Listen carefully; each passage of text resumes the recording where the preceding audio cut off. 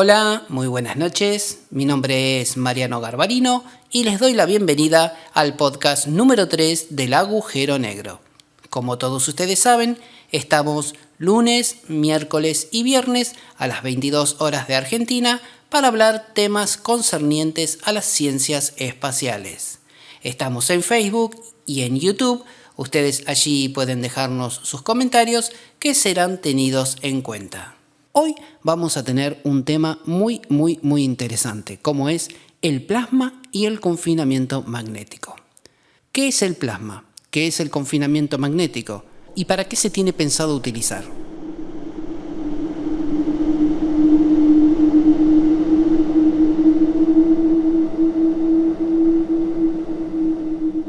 El plasma es un estado de la materia que se genera cuando los átomos y moléculas de un gas se ionizan, es decir, pierden electrones y se convierten en partículas cargadas.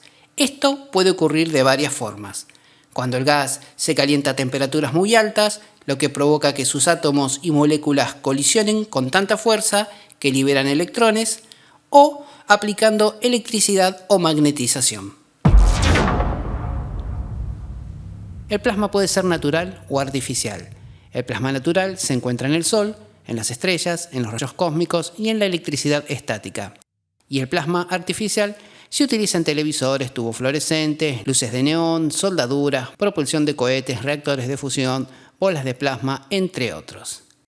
La mayoría de los gases se pueden utilizar para convertir en plasma. El oxígeno, el nitrógeno, el dióxido de carbono son algunos de los gases que se pueden utilizar para generar plasma. El argón, el nitrógeno y el aire son los principales gases que se utilizan para cortar con plasma. Para convertir un gas en plasma se le suministra calor u otra forma de energía, lo que se conoce como ionización. El plasma es el cuarto estado de la materia, no es un sólido, no es un gas, no es un líquido. Se trata de una mezcla de iones con carga positiva y electrones con carga negativa. En 2016, vía Skype, entrevisté a Emilio Blanco, quien es científico del CIEMAT, el Laboratorio de Fusión de Madrid. Allí tienen una máquina, un Sterelator, que es una de las dos máquinas que se utiliza para realizar el confinamiento, la otra es el Tokamak, y el TJ2, que es el nombre que recibe el Sterelator de allí de España, fue inaugurado en el año 1996.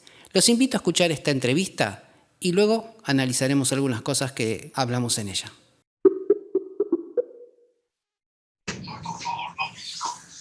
Hola, Mariano. Hola Emilio, ¿cómo estás? Te saludo desde acá, desde Argentina, Mariano Garbarino. Hola, buenos días, ¿qué tal? Bueno, buenas noches allí, supongo, ¿no? La primera pregunta que quiero realizarte es ¿qué es el confinamiento magnético? Bueno, pues el confinamiento magnético en lo que consiste es en tratar de atrapar en el espacio, en una región confinada, cerrada en el espacio, un conjunto de partículas que posteriormente van a ser las que nos den reacciones de fusión nuclear y nos permitan liberar una gran cantidad de energía y posteriormente convertirla en electricidad. ¿Lo que se confina es plasma? Sí, estas partículas efectivamente dentro de la máquina lo que es el cuarto estado de la materia, que se llama estado de plasma. Esencialmente es un gas ionizado, es decir, los átomos no son neutros, sino que están disociados en electrones y protones y tiene unas características un poco peculiares, es decir, no es solo un gas ionizado, sino que tiene además otra serie de propiedades un poco más diferentes con respecto a los gases. En definitiva, podemos pensar que es como una sopa de partículas cargadas, positivas y negativas, que están confinadas con un campo magnético intenso en el interior de una cámara de vacío. ¿Cómo se genera el plasma? Bueno, para la producción de energía, en el Sol lo que tiene es hidrógeno, entonces tiene átomos de hidrógeno que están disociados en estado de plasma y esos átomos de hidrógeno se fusionan debido a su alta temperatura y liberan energía. Para producir ese tipo de reacción en la Tierra, lo más eficiente desde el punto de vista de coste energético es usar deuterio y tritio, que son dos isótopos del hidrógeno, es decir, son dos átomos muy parecidos al hidrógeno, pero que solo tienen uno y dos neutrones más, es decir, pero esencialmente son átomos de hidrógeno. Y estos átomos son los que, desde el punto de vista de la eficiencia en la Tierra, es lo más fácil de producir para producir energía. Pero efectivamente plasmas como tal se pueden conseguir con otros muchos gases, gases de argón, gases de helio, neón, etcétera. Pero si hablamos en producción de energía, lo más conveniente es el deuterio y el tritio. ¿A qué temperatura tendrían que llegar estos gases para que se produzca la ionización? Pues mira, el Sol, por ejemplo, en el interior del Sol estamos hablando de unos 15 millones de grados en el centro del Sol. Claro, el Sol es tan grande que su propia gravedad es capaz de confinar ese plasma y producir las reacciones de fusión. Sin embargo, aquí en la Tierra, como no tenemos posibilidad, evidentemente, de construir una máquina del tamaño del Sol, tenemos que hacer unas temperaturas muchísimo más altas. Es decir, tenemos que alcanzar típicamente del orden de 150 millones de grados, es decir, unas 10 veces más una temperatura superior a la que existe en el centro del Sol. ¿Es difícil llegar a estas temperaturas y poder mantenerlas? Bueno, la temperatura no es un problema para confinar el plasma, es decir, el plasma, en el momento que tú tienes un campo magnético y tienes el gas ionizado en estado de plasma, y eso lo consigues con unas temperaturas muy bajitas, por ejemplo, los gases que están en los tubos fluorescentes de las casas esencialmente son plasma, son gases ionizados, y no necesitas unas elevadísimas temperaturas para conseguir eso, para confinarlo desde el punto de vista magnético. Lo que necesitas una elevada temperatura es para conseguir que esos protones que están ahí confinados choquen con la suficiente energía para que produzcan reacciones de fusión y liberen energía. ¿Qué tipo de máquinas se utilizan para confinar? Sí, esencialmente hay dos dispositivos típicos que ahora mismo son los que están más avanzados en el desarrollo de la fusión nuclear como fuente de energía, que son el Stellarator, que es como la máquina que tenemos aquí en Madrid, es decir, el TJ2 es una máquina de tipo Stellarator, y las otras máquinas que son tipo Tokamak. La diferencia fundamental entre estas máquinas, bueno, son similares en el sentido que todas las dos tienen una especie de forma de donut, es decir, de un toroide que se cierra sobre sí mismo, y un poco modificado en el caso de los Stellarator geométricamente, pero esencialmente es una máquina con forma de donut. Pero la diferencia fundamental está en cómo se genera el campo magnético. En un Stellarator, como el TJ2 que tenemos aquí en Madrid, se genera totalmente por medio de bobinas conductoras externas a la cámara de vacío. En el tokamak, además de esas bobinas externas, el propio plasma también genera una corriente que a su vez genera un campo magnético. Es decir, la diferencia esencial es que en el tokamak parte del campo magnético que confina el plasma lo genera el propio plasma. ¿Y cuál de estas dos máquinas se creó primero, el Tokamak o el Stellarator? Pues en su día, cuando esto empezó allá por los años 1950 aproximadamente, la primera máquina que realmente se probó fue un Stellarator, porque claro, uno a priori piensa que si uno es capaz de determinar el plasma de forma externa completamente mediante bobinas, pues mejor. Lo que se vio es que desde el punto de vista tecnológico estas máquinas eran mucho más necesitaban unas calidades de construcción y una precisión que en aquella época era inviable, y entonces se desarrolló la máquina tipo tokamak. El tokamak, al permitir al plasma en cierta manera un grado de libertad, era desde un punto de vista tecnológico más sencillo de construir. Es decir, era como si el plasma de alguna manera se adaptara un poco produciendo su propio campo magnético para encontrarse más a gusto en la máquina, y por lo tanto desde el punto de vista de la construcción eran más fáciles esos tipos de máquinas.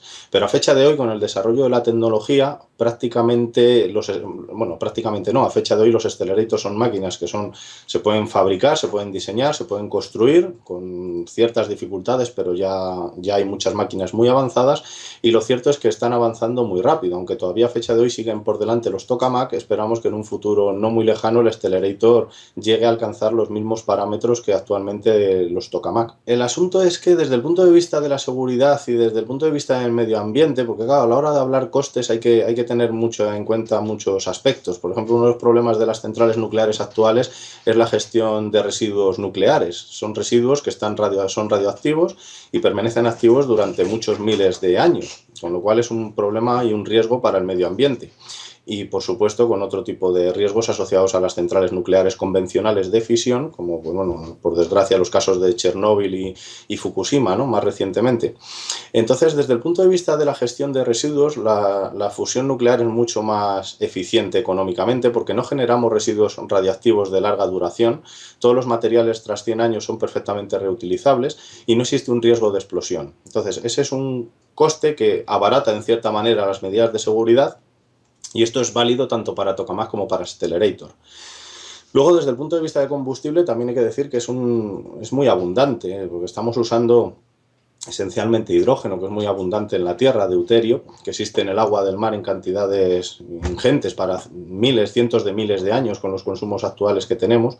Por lo tanto, el combustible tampoco es un problema. pensamos que tenemos fuentes de energía para muchos cientos, miles de años. Entonces, realmente resolveríamos el problema energético mundial y tampoco generamos gases de efecto invernadero. O sea, estos son realmente costes que la fusión nuclear puede ahorrar.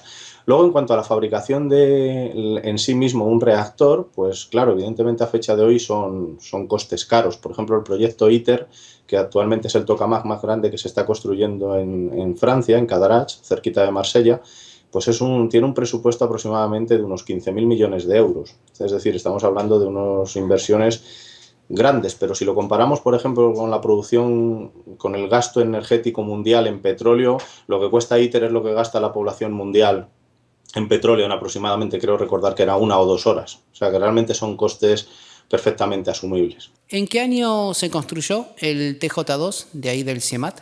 TJ2, sí, TJ2 se puso en marcha en el año 96, 1996. Se empezó, o sea, para los costes, pues en aquella época fueron 32 millones de euros aproximadamente. Hablamos de euros del año de 1994 aproximadamente y 96 cuando se puso en marcha la máquina. O sea, era una cantidad de dinero bastante grande, financiada con mucha ayuda por parte de Europa, y un gran porcentaje de los contratos pues recayeron en empresas españolas y europeas fundamentalmente también. ¿Se utiliza corriente continua para generar el campo magnético en las bobinas? Sí, las bobinas, claro, para generar los campos magnéticos lo que necesitamos es una corriente continua, estable en las bobinas, de tal manera que el campo magnético sea constante en el tiempo, para que no, pues, para confinar el plasma. Entonces, efectivamente, tenemos un generador, que es un generador que está almacenando energía entre pulsos, la toma de la red eléctrica, es un generador de impulso, entonces en un determinado momento se libera la energía de ese generador y se transmite a las bobinas, convirtiéndola previamente con unos rectificadores en corriente continua, para que la corriente en las bobinas sea continua. ¿Y qué cantidad de corriente circula por estas bobinas? Pues la corriente es que circula, bueno, depende un poco de las bobinas, pero es del orden de kiloamperios. Es decir, estamos hablando, por ejemplo, que en unas bobinas están circulando del orden de 10.000 amperios aproximadamente. Es una cantidad de corriente bastante grande. Si la comparamos con las corrientes típicas que circulan por los circuitos electrónicos de un ordenador, por ejemplo, donde las corrientes son del orden de unos pocos miliamperios. Es decir, estamos hablando de millones de veces más una corriente superior que la que circula típicamente por un circuito electrónico como el de nuestras casas. Para generar un campo magnético estático en el tiempo necesita corrientes eléctricas estáticas, es decir, que no cambien en el tiempo. Si esas corrientes cambian en el tiempo, lo que se genera en vez de un campo magnético, se genera un campo electromagnético que fluctúa en el tiempo. Y eso es lo que no queremos. Queremos precisamente un campo magnético estable, constante en la máquina para confinar el plasma. ¿Qué objetivo tienen en el CIEMAT para los próximos años? Sí, bueno, ahora hay que recordar que realmente nosotros estamos enmarcados, el TJ2 está enmarcado dentro de un programa internacional de fusión. Es decir, nuestros objetivos no son únicos, sino que se enmarcan dentro de un programa europeo primero y luego a nivel internacional, porque hay que recordar que aquí, aunque Europa financia la mayor parte del coste económico del proyecto, también participa activamente Estados Unidos, China, Corea, Japón, es decir, está más del 50% de la población mundial representada en la fusión a través de sus gobiernos. Entonces los objetivos son, ya desde el punto de vista TJ2, evidentemente es una máquina que ya lleva muchos años, pero es una máquina que al ser pequeña lo que permite es probar muchos aspectos de la fusión, nos permite investigar en qué condiciones, porque tiene una flexibilidad magnética muy grande. Podemos modificar el campo magnético con mucha flexibilidad, lo cual nos permite estudiar el plasma en condiciones muy variadas, que otras máquinas internacionales, por ejemplo, no tienen esa fortaleza. Y ese es el punto fuerte de TJ2. Evidentemente ya es una... Y ahora se ha empezado una máquina nueva en Alemania, Wendelstein 7X, que es un Stellarator, casi es como el hermano mayor, pero ya muy avanzado con respecto al TJ2. Y por ahí es por donde circulan. Los objetivos de la fusión es aumentar la temperatura, aumentar la densidad, es decir, ser capaz de confinar un mayor número de partículas y ser capaz de confinarlas durante un tiempo lo suficientemente alto como para que podamos producir reacciones de fusión de forma viable y eficiente. Bueno, como vimos, existen dos tipos de máquinas para realizar el confinamiento magnético. Una es el Stellarator, como el TJ2 que está ahí en el CIEMAT, en España, y la otra es el tokamak. La diferencia entre una y otra es que el campo magnético en el Stellarator es completamente externo, es decir, se genera de manera externa con las bobinas, mientras que en el tokamak parte del campo magnético también es producido por una corriente de plasma que está confinado dentro de esa bobina también externa. En 2022, China dijo haber realizado un sol 8 veces más potente que el nuestro. Si bien los chinos son los que más avanzados están con la técnica del confinamiento magnético, todavía no logran hacer una diferencia energética, es decir, una diferencia entre la energía que consumen para producir las reacciones de fusión y la energía que en sí producen dichas reacciones. La técnica del confinamiento magnético todavía tiene mucho por recorrer. En 2035, el ITER, que lo mencionó Emilio ahí en su entrevista, va a consolidar seguramente esta técnica que va a ser seguramente la forma de energizarnos en el futuro. Una energía más limpia y una energía duradera, ya que va a ser ilimitada prácticamente. Esta energía nos va a permitir salir al espacio, ya sea porque va a ser utilizada para nuevos sistemas de propulsión y también seguramente va a ser utilizada con otros fines medicinales. Bueno, espero que les haya gustado el podcast de hoy. No olviden dejar sus comentarios en Facebook y en YouTube. Les deseo muy buenas noches y nos vemos en el próximo podcast.